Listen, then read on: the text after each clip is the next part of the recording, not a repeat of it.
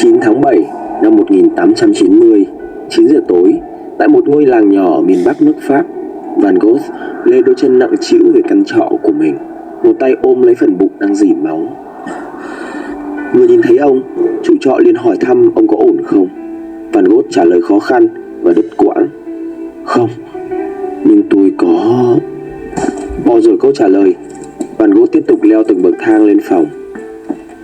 Người chủ trọ lại hỏi. Van Gogh liền cho ông ta xem vết thương gần tim và nói: "Tôi đã cố gắng tự kết liễu đời mình." Người họa sĩ thừa nhận đã tự bắn mình bằng một khẩu súng lục và bất tỉnh. Tuy nhiên, vết thương chưa giết chết được ông. Sau đó, Van Gogh tỉnh dậy, cố gắng tìm khẩu súng nhưng không thấy. Ông đành lê bước về phòng trọ, vật vã trên giường. 2 ngày sau, Van Gogh qua đời. Van Gogh được biết đến thông qua những bức tranh nhiều màu sắc với phong cách độc đáo. Tuy nhiên, đằng sau những bức tranh tươi sáng và đẹp đẽ ấy là những cơn động kinh, loạn trí. Ông mắc bệnh tâm thần và nghiện rượu. Van Gogh chỉ nổi tiếng sau khi đã qua đời. Trên trang web chính thức của Bảo tàng Van Gogh, nơi lưu trữ tư liệu về cuộc đời và sự nghiệp của ông, chỉ cập nhật ngắn gọn về cái chết như sau. Vào ngày 27 tháng 7 năm 1890, tại một cánh đồng gần Uvers, Vincent đã tự bắn vào ngực mình bằng một khẩu súng lục. 2 ngày sau, ông qua đời bên cạnh người anh trai Theodore. Vincent là tên thật của Van Gogh và Theodore là người anh trai thân thiết nhất của ông. Tuy nhiên, dường như kết luận tự sát của Van Gogh không được nhiều người đồng tình. Nó trở thành một chủ đề được giới nghệ thuật quan tâm không kém các bức tranh của ông.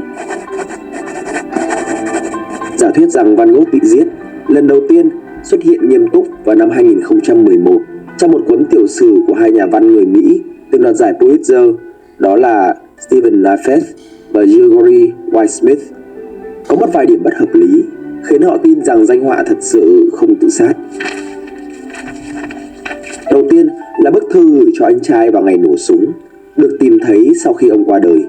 Lời lẽ của bức thư rất lạc quan, thậm chí hân hoan về tương lai. Ông cũng đặt mua thêm sơn vẽ chỉ vài ngày trước khi tự bắn mình. Van Gogh trải qua 29 giờ đau đớn rồi mới qua đời.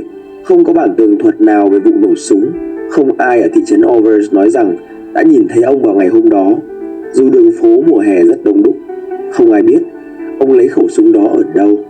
Điều kỳ lạ nhất là chẳng ai tự tử bằng chỉ một phát súng vào giữa bụng mình. Tại sao ông không bắn thêm phát thứ hai mà lại loạng choạng trở về và chịu đau đớn? Theo hai tác giả trên, người cung cấp thông tin chính cho câu chuyện này là nghệ sĩ đồng nghiệp của Van Gogh, ông Bernard. Người này từng có nhiều bịa đặt trong lá thư lấy lòng một nhà phê bình nghệ thuật về việc Van Gogh từng tự cắt tay trái của mình. Không có hồ sơ nào sót lại ghi nhận về việc điều tra của cảnh sát, ngoài việc cảnh sát đã đặt một câu hỏi mở rằng ông có định tự tử hay không. Van Gogh trả lời lưỡng lự một cách khó hiểu: "Tôi nghĩ vậy." Vậy sự thật là gì? Mọi người biết đến câu chuyện tự tử của Van Gogh thông qua lời tường thuật của Adeline Ravoux, con gái chủ trọ nơi danh họa sống những ngày cuối đời. Vào năm 1890, khi Van Gogh mất, Adeline mới 13 tuổi. 50 năm sau, vào năm 1953, cô mới bắt đầu kể lại câu chuyện này. Chủ yếu là các chi tiết được cha cô tường thuật lại từ nửa thế kỷ trước. Khoảng thời gian quá lâu, cộng thêm một vài tình tiết bị thay đổi nhiều lần, khiến câu chuyện tự tử do Adeline kể không còn đáng tin trong mắt công chúng. Bác sĩ Paul Gachet là người theo dõi bệnh tình của Van Gogh trong suốt quãng thời gian ông sống ở miền Bắc nước Pháp. Tuy bác sĩ không thực hiện những điều trị y tế cho Van Gogh, nhưng ông là một người luôn kể cận, trò chuyện và luôn cổ vũ cho Van Gogh tiếp tục vẽ tranh. Sau khi Van Gogh bị thương, Paul Gachet đã viết thư cho anh trai Theodore Van Gogh.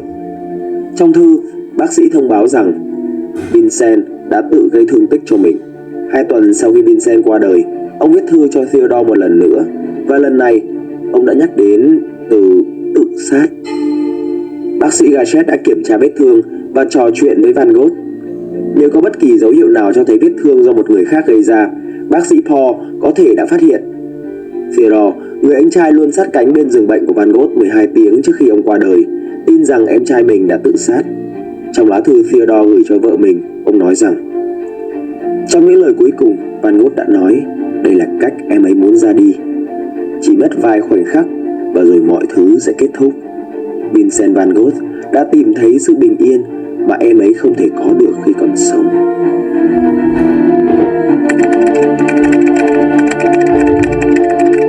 Trong một bài viết trên trang Art Newspaper nêu lại sự việc diễn ra 4 tháng trước khi Van Gogh tự cắt đi tay trái của mình, Vincent đã viết cho Theodore rằng: nếu không có anh, em sẽ bị đẩy trở lại con đường tự tử, và dù em có hèn nhát đến đâu, em cũng sẽ kết thúc ở đó. Vài tháng sau, ông đã cố tự đầu độc mình bằng cách ăn sơn và nhựa thông, nhưng may mắn thay, ông đã được bác sĩ cứu. Vài ngày sau khi ông hồi phục, tiến sĩ Theophile Perron nói với Theodore rằng ý định tự tử của Vincent đã biến mất.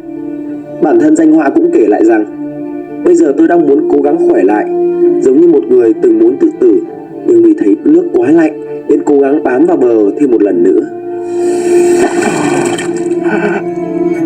Van Gogh chắc chắn là một cá nhân dễ bị tổn thương. Ngoài ra, việc danh họa trải qua một quãng thời gian khó khăn trước khi mất cũng góp phần làm rõ giả thuyết tự tử.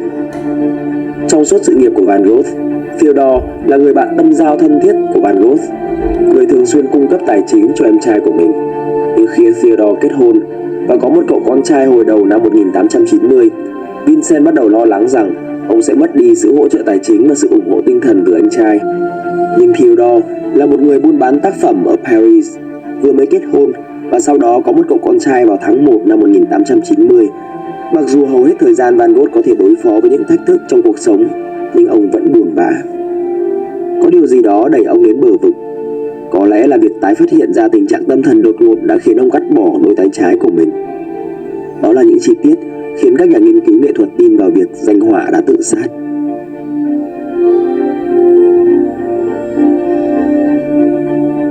Thế còn giả thuyết bị giết thì sao?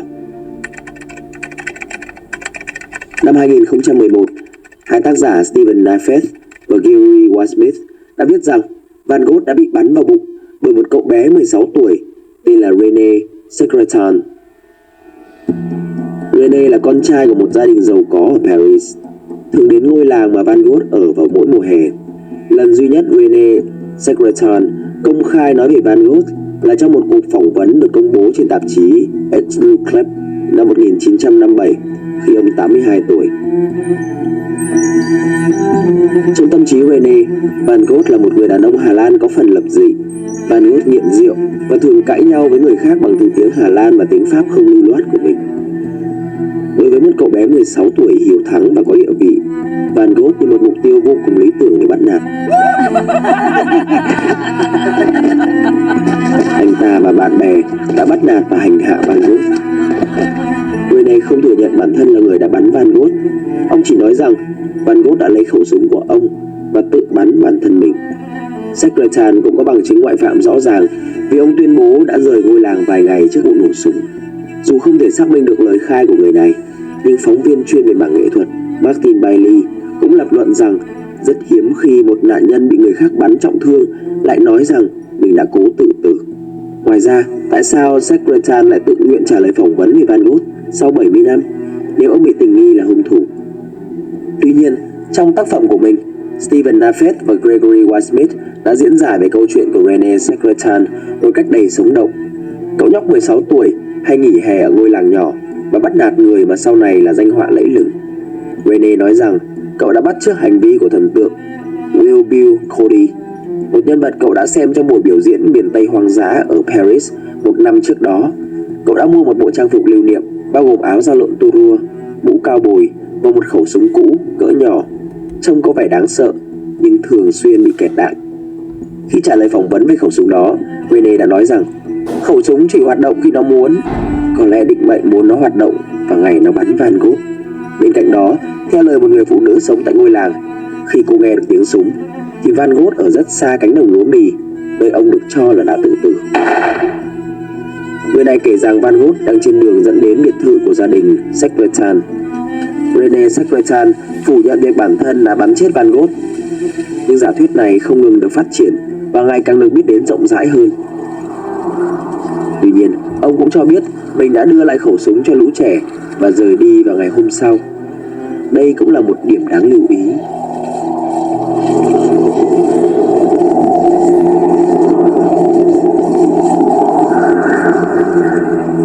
sao mọi người tin vào giả thuyết bị sát hại hơn là tự tử? Theo bài viết trên tạp chí Art Daily vào những năm 1930, nhà sử học nghệ thuật John Reward đã đến ngôi làng Van Gogh từng ở để phỏng vấn người dân bản địa. Reward đã hỏi thăm về tin đồn Van Gogh bị ám sát bởi một cậu bé. Người dân đã kể lại với ông rằng cậu bé đó không bao giờ ra mặt vì sợ bị buộc tội giết người. Van Gogh đã chọn cách bảo vệ những đứa trẻ như một hành động từ vì đạo. Van Gogh đã chào đón cái chết như một phần tất yếu và tin rằng cậu bé đó đã vô tình giúp ông. Vậy nên câu nói nổi tiếng của ông trên giường bệnh đã trở thành huyền thoại: đừng buộc tội ai cả, chính tôi mới là người muốn tự sát.